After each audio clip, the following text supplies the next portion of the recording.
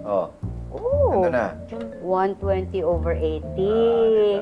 Gumaganda na talaga yung BP mo. Kaya sa dati. Kaya nga, sabi ko sa'yo. Uy, sabi nga ni Doc, pagkatapos ng huling exam ko, baka pwedeng bumalik na ako sa trabaho. At saka, talab din po yung bakasyon niya, no? Oo naman, nakapahinga ako eh. Pero, huwag mo pa rin kalimutan inumin yung maintenance mo ng mga gamot.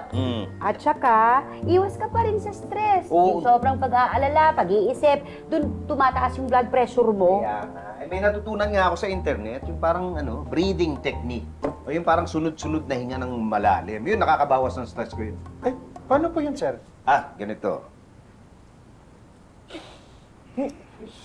Ganyan ba talaga? Ha? Ay, ang galing!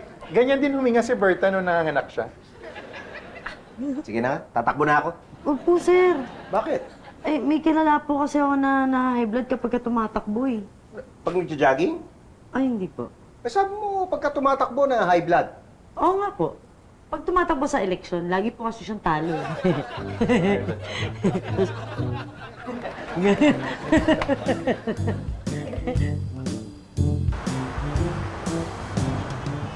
Miss Margie, pinapabigay po ni Ma'am Elsa ko.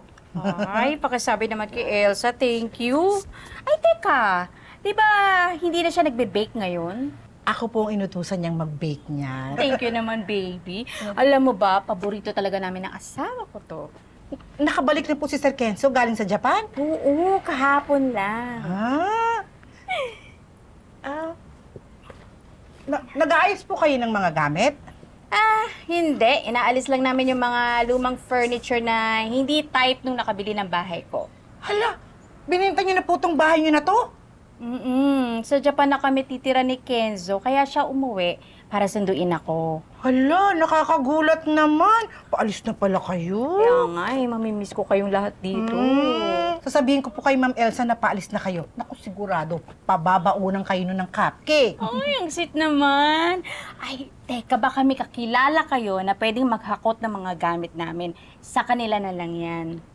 Ipamimigay niyo na po ito? Aba pwede pa po itong ibenta. Mukhang okay pa naman eh.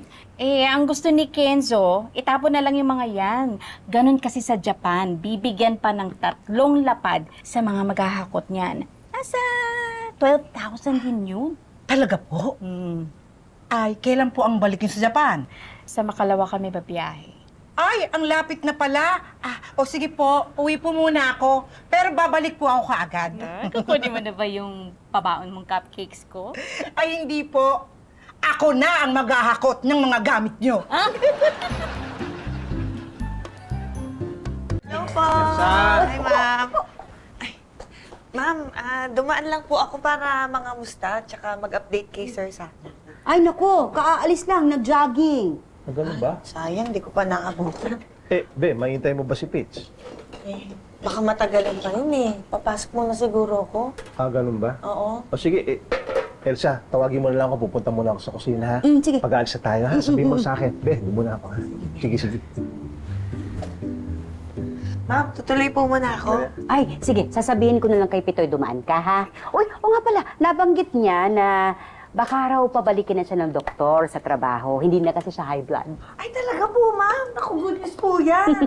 Buti sinabi niyo sa akin kasi ang plano po talaga namin, pagbalik ni sir sa opisina, bibigyan namin siya ng surprise party. Ay, matutuwa yan si Sir pag nalaman niya na may pa-party para sa kanya. Kuya, surprise nga yun eh. Kaya dapat hindi malaman ni tatay. Huwag mo sabihin kay tatay. Okay.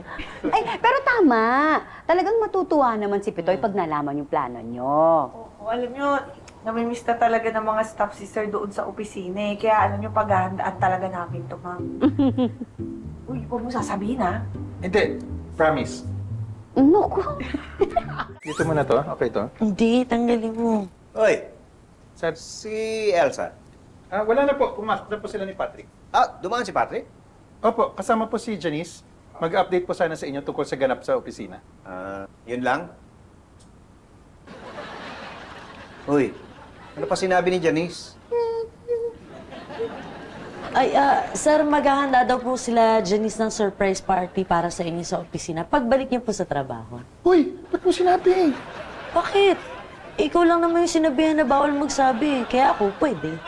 Ay, oo nga, no?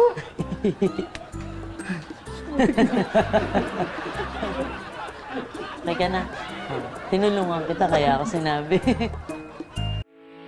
Getting all your Kapuso shows has never been this affordable. Subscribe to the GMA Pinoy Pack on YouTube TV for only $14.99 a month. Watch GMA Pinoy TV, GMA Live TV, and GMA News TV anytime, anywhere.